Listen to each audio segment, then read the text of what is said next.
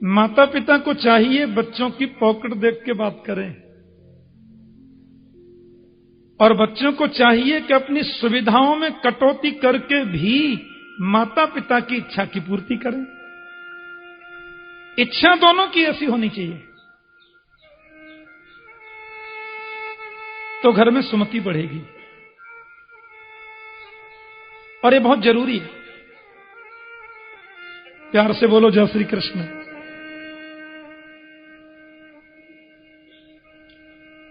देखो, द्वारिकाधीश के यहां क्या कमी है? सोने की द्वारिका है, कोई कमी है? सभी प्रकार का पवित्र आनंद है, दिव्यता, आनंद बरस रहा है, कोई कमी नहीं है। लेकिन उन्होंने कभी भी माता पिता की इच्छा को पूछ पूछ करके पूर्ण किया। अब कृष्ण बलराम तो दोनों जाते हैं माता पिता को प्रणाम करने प्रातः, और आज वो जैसे ही प्रणाम करने के लिए गए,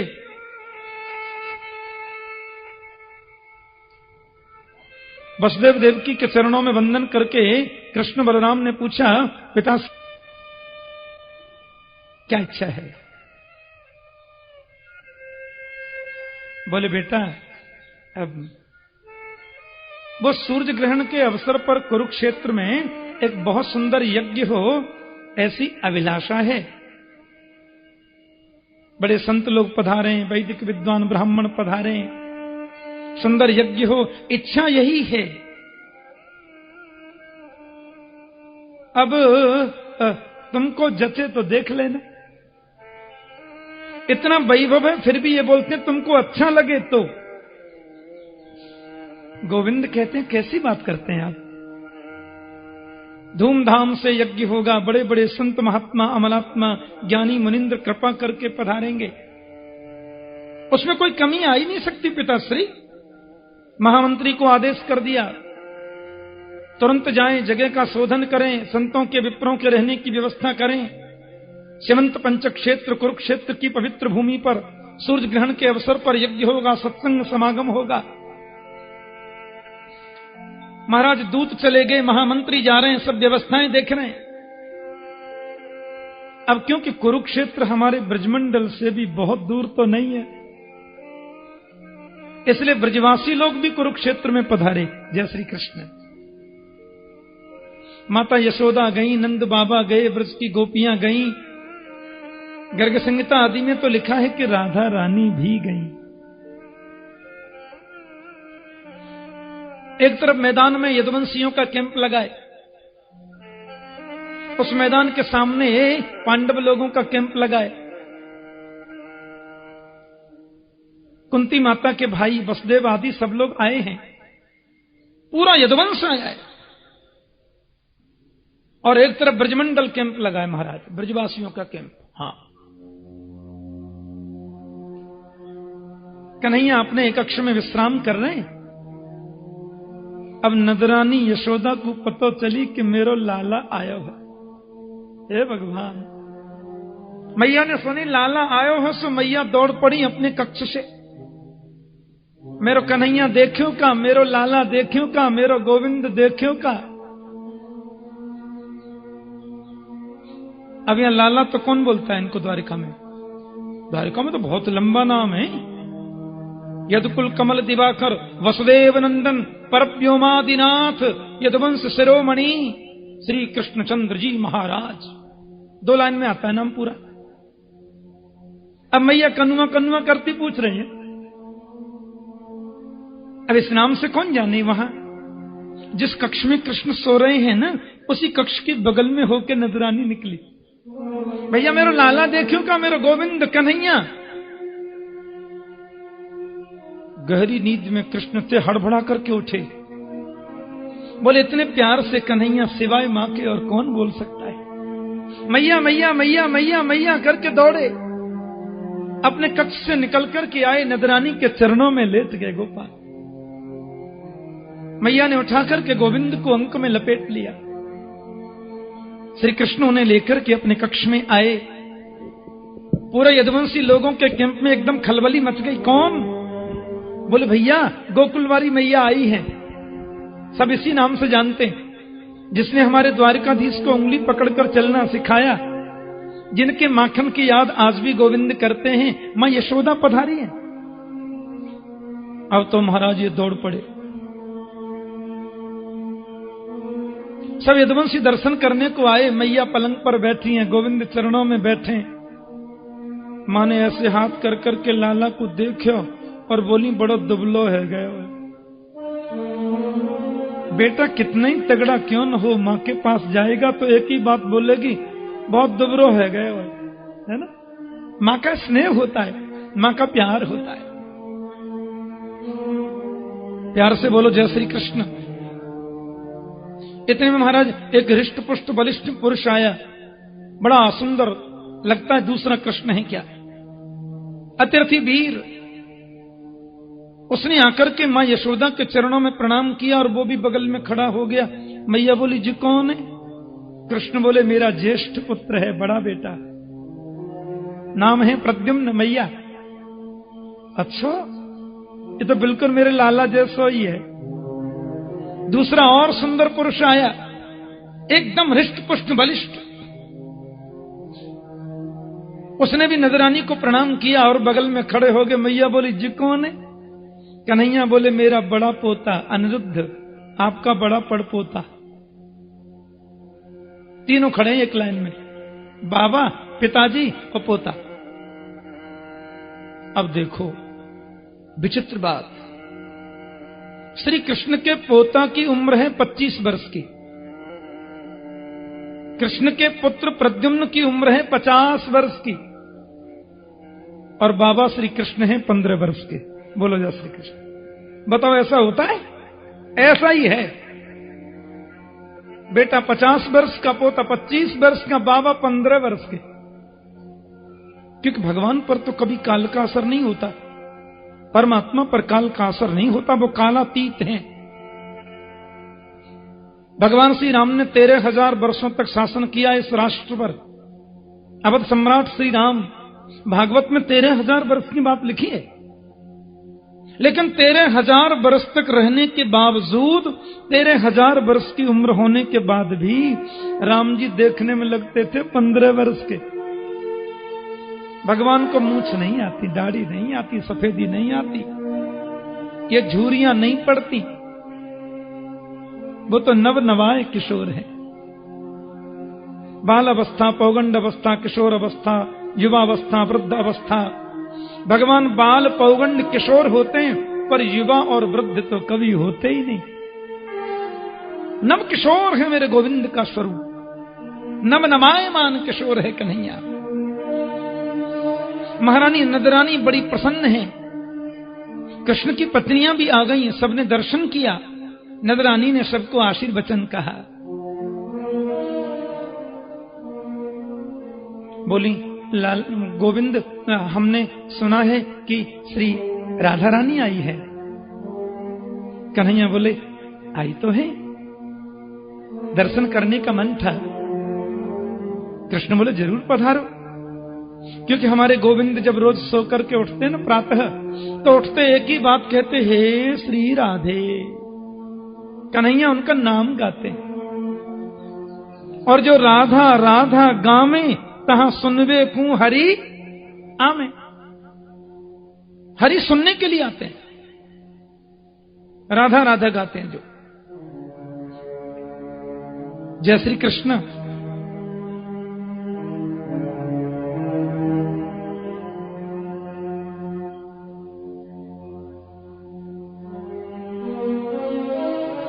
तो राधा रानी के दर्शन करने के लिए रुक्मिणी जी आई हैं। 7 जोड़ी हैं। पहली जोड़ी पर देखा ललिता विशाखा को तो लगा यही राधा है। कोई सजावट नहीं है, कोई बनावट नहीं है, कोई प्रदर्शन नहीं है। आनंदित हो गए। राधा रानी के चरणों में जाकर के प्रणाम किया। किशोरी जी ने सुना प्राणवल्लभ गोविंद की भार्या आई है, अपने आसन पर खड़ी हो गई और श्री रुक्मिणी जी को अंक में भर लिया। महारानी रुक्मिणी जी को अंक में भर लिया। आपका स्वागत है। रुक्मणी राधा रानी को देख रही हैं और नेत्रों से आंसू झर रहे हैं। हमारा बहुत बड़ा सद्भाग्य है किशोरी जी, आपके आज दर्शन सुलभ हो गए। हमें बहुत आनंद में हैं, बड़ी प्रसन्न और प्रमुदित हैं।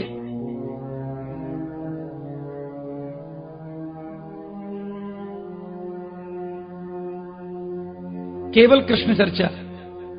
रुक्मणी बोली आपके लिए थोड़ा सा दुग्ध लाई थी, आप पान कर लेती तो बड़ा अच्छा लगता। बोले जिस दिन से प्राणवल्लभ कृष्ण ब्रजमंडल छोड़ करके आए, मैंने दूध पीना बंद कर दिया। क्यों पीना, किस लिए पीना, काय को पीना? रुक्मणी जी के मुख से निकल गया, नहीं नहीं, ये प्रभु ने ही आपके लिए भेजा है। राधा रानी ने सुना गोविंद ने मेरे लिए दुग्ध भेजा, हाथ से पात्र लिया, मुख से लगाकर एक श्वास में पी गई।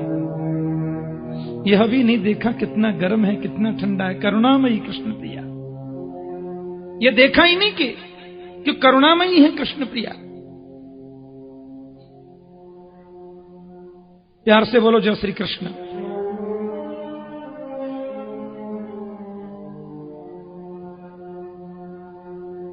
गोविंद से बहुत देर चर्चा गोविंद की हुई।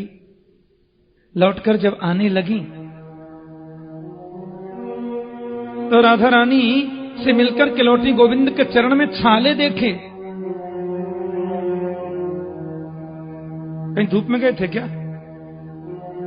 ये कभी कभी गृहिणियां जो होती हैं, उनकी डांट भी, बोलो जय श्री कृष्ण, हाँ, उसमें स्नेह छुपा रहे। कहां गए थे धूप में? गोविंद बोले कहीं भी तो गए नहीं, तो फिर चरणों में छाले कैसे पड़ गए? अरे तुम लोगों ने तो छाले पाल दिए, हमने कैसे? बोले राधा रानी को जो गरम गरम दूध पिला दिया ना, उनके हृदय में मेरा निवास है और मेरे हृदय में श्री किशोरी जी का निवास है, कोई अंतर नहीं।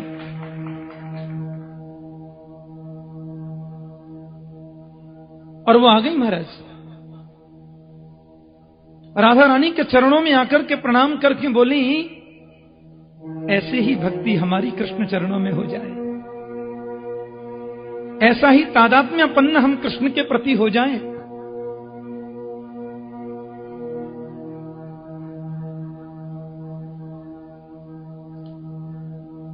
राधे तेरे चरणों की गर धूल जो मिल जाए, सच कहता हूँ मेरी तकदीर बदल जाए। तेरे चरणों की, बड़ा सुंदर पद है, ब्रज के संत का लिखा। मिल जाए, सच कहता हूँ मेरी तकदीर बदल जाए। राधे तेरे चरणों की गर धूल जो मिल जाए, सच कहता हूँ मेरी तकदीर बदल जाए। राधे तेरे चरणों की गर धूल जो मिल जाए, सच कहता हूँ मेरी तकदीर बदल जाए। आपके चरणों की धूल का एक कण भी मिल जाए, तकदीर में परिवर्तन आ जाए। आप कृपा करें।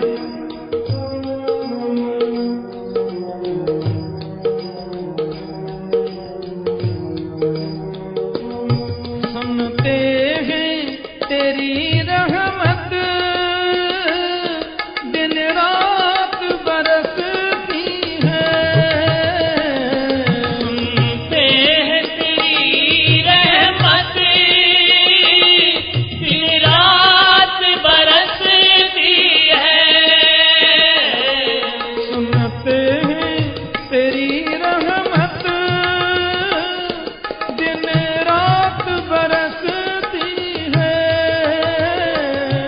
सुनते हैं तेरी रहमत दिन रात बरसती है। दिन रात बरसती है। एक बूंद जो मिल जाए दिल की कली खिल जाए। सच कहता हूँ मेरी तकदीर बदल जाए। राधे तेरे चरणों की घर धूल जो मिल जाए।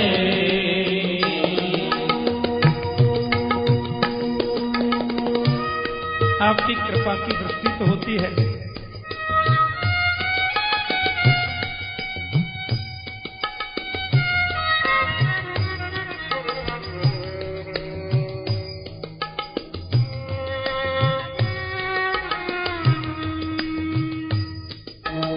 आपके कृपा के सागर के बूंद मिल जाए।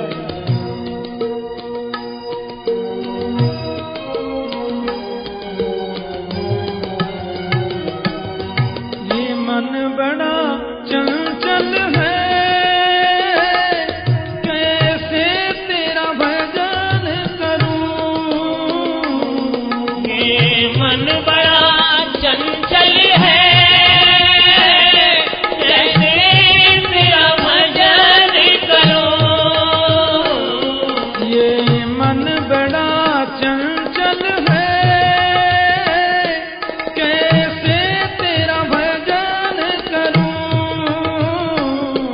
ये मन बड़ा चंचल है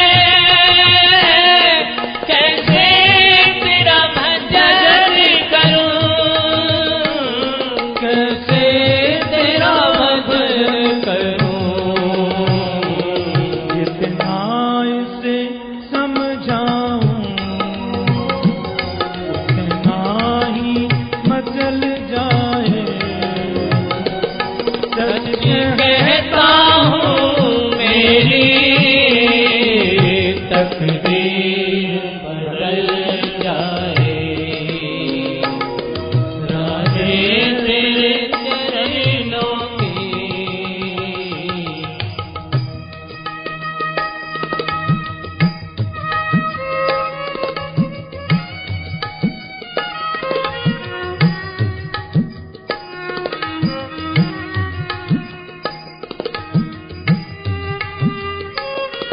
मन की स्थिति भी आपकी कृपा से ही विचलित होने से रुक सकती है। आप कृपा करें।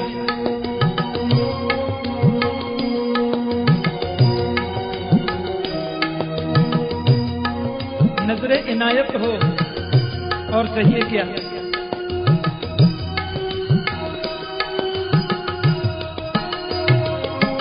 नजरों से गिराना ना चाहे जितनी सजा देना। नजरों से गिराना ना चाहे जितनी सजा देना। नजरों से गिराना ना चाहे जितनी सजा देना। नजरों से गिराना ना चाहे जितनी सजा देना। चाहे जितनी सजा देना। नजरों से जो गिर जाए मुश्किल ही संभल पाए। सच कहता हूँ मेरी तकदीर बदल जाए। राधे तेरे चरणों की आपकी कृपा कृपा की दृष्टि बनी रहे।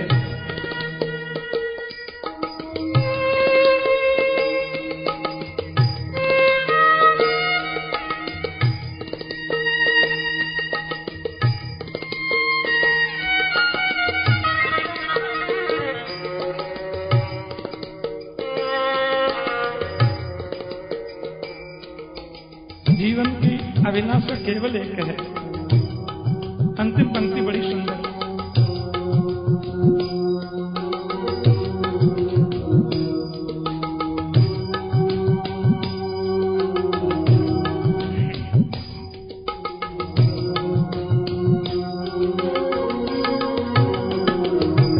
राधे मेरे जीवन की बस एक तमन्ना है। राधे मेरे जीवन की बस एक तमन्ना है। श्यामा मेरे जीवन की बस एक तमन्ना है। हरि हरि। श्यामा मेरे जीवन की बस एक तमन्ना है। बस एक तमन्ना है। तुम सामने हो मेरे, मेरा दम ही निकल जाए। तुम सामने हो मेरे, तन ब्रज रज मिल जाए। सच सच कहे कहता हूँ मेरी तकदीर बदल जाए। तेरे चरणों की घर धूल जो मिल जाए। सच कहता हूँ मेरी तकदीर बदल जाए। राधे तेरे चरणों की तकदीर बदल जाए। तकदीर बदल जाए। तकदीर बदल जाए।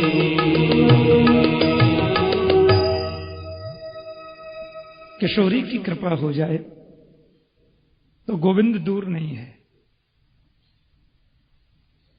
रुक्मिणी आदि ने उनके चरणों में प्रणाम करके कहा,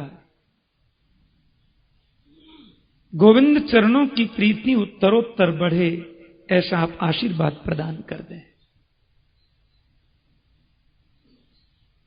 और किशोरी जी ने मानो हृदय की शुभकामनाएं दी हैं। और वही कृष्ण पत्नियां जब द्रौपदी से मिली तो संसार की चर्चा, विवाहों की चर्चा। और वे ही जब मिली राधा रानी से तो केवल गोविंद की चर्चा। गोविंद के अलावा और कोई चर्चा नहीं। नंदो गोपास्य गोप्यस्य गोविंद चरणाम्बुजे मनः क्षिप्तं पुनर्हर्तु मनीषा मथुराम यजु। के नंदादिक जितने गोप हैं लाला से सब मिले, गोविंद से चर्चाएं हुई और मनीषा मथुराम यजु सब मथुरा को प्रस्थान कर गए। आज किसी ने भी गोविंद को चलने के लिए नहीं कहा। आज किसी ने भी कन्हैया को वृंदावन चलने का आग्रह नहीं किया, क्योंकि वो जानते हैं कि जिसमें गोविंद की प्रसन्नता वही हमारी प्रसन्नता है, उसी में हमें आनंदित होना चाहिए। और सब चले गए। 100 वर्ष के बाद मिले थे ऐसा कहते हैं। 7 वर्षों के बाद उनका मिलना हुआ। हरि बोल। भावना ही उनकी। परीक्षित, प्रभु के साथ में संबंध जोड़ो कि मैं हूं श्री भगवान का, मेरे श्री भगवान, अनुभव यह करते चलो, तज ममता अभिमान। गोविंद मेरे हैं और मैं उनका हूं। और तुम कितने बड़े भाग्यवान हो परीक्षित कि श्री कृष्ण से तुम्हारे 3 संबंध हैं। पहला संबंध तो यह है कि तुम जीव हो और कृष्ण ईश्वर है। ईश्वर अंश, जीव अविनाशी। और दूसरा संबंध यह है कि कृष्ण ने ही तुम्हारी रक्षा की, इसलिए कृष्ण ने तुम्हारी रक्षा करी ना, तो नाम है तुम्हारा विष्णुरात। विष्णुना रातः दत्तः विष्णुरात। और तीसरा संबंध यह है राजन की तुम्हारी दादी जो थी वो कृष्ण की बहन ही थी, खास सुभद्रा कृष्ण की बहन। और फिर उस विवाह का वर्णन भी सुखदेव ने परीक्षित के कहने से कर दिया।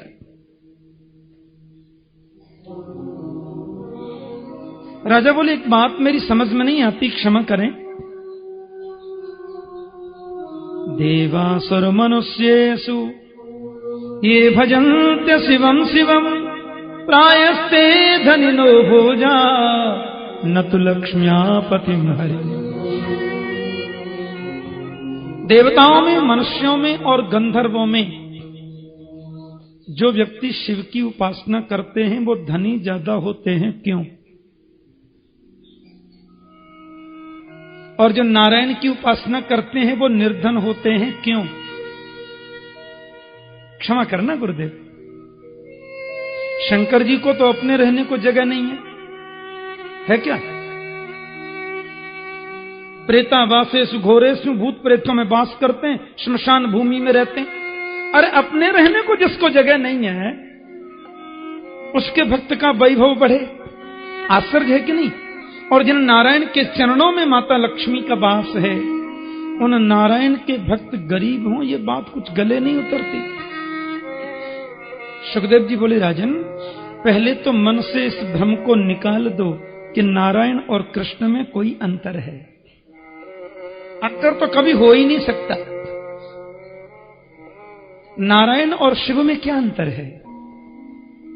देखो, ये परमात्मा नारायण है, सृजन के लिए ब्रह्मा, पालन के लिए विष्णु, संहार के लिए शंकर, ये सांब सदाशिव हैं, यही नारायण हैं। इन्हीं से ब्रह्मा विष्णु महेश प्रकट होते हैं, बात खत्म। अंतर तो देखना ही नहीं चाहिए राजन। और नारायण के भक्त गरीब और शिव के भक्त अमीर, ये सब भी कोई महत्वपूर्ण बात नहीं है। वैसे हम लीला की दृष्टि से देखें तो दोनों के स्वभाव में थोड़ा अंतर परिलक्षित होता है। नारायण जो है उनका स्वभाव है, यस्याहम् अनुगृह्णामि हरिष्ये तद्धनम शनैः, ततो धनम त्यजन्त्यस्य स्वजनात् दुःख दुःखितम्। जिसके ऊपर मैं अनुग्रह करता हूं उसके धन को धीरे धीरे हरण कर लेता हूं, भगवान कह रहे, उसके धन का अपहरण कर लेता हूं।